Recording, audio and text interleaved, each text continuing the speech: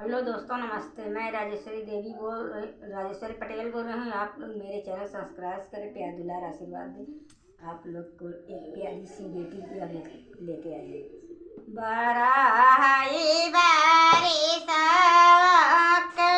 लौटे रामा लक्ष्मा नाठड़ भाए बनी दुआर पिछावा उलट जब चितावा भानिनिया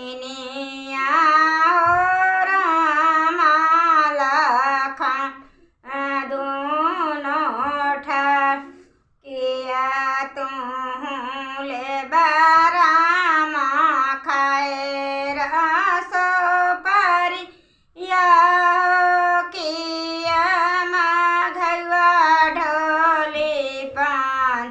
नहीं हमारे बैबानी ने खैरा सो परिया हो नहीं माधवड लीपान हमाता उले बैबानी ने आवधासीन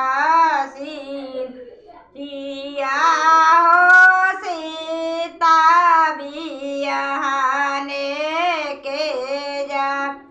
कब तू मोरे रामा सीता बिया हो कब लवट घरे जब अजुई के रतिया बन सीता भी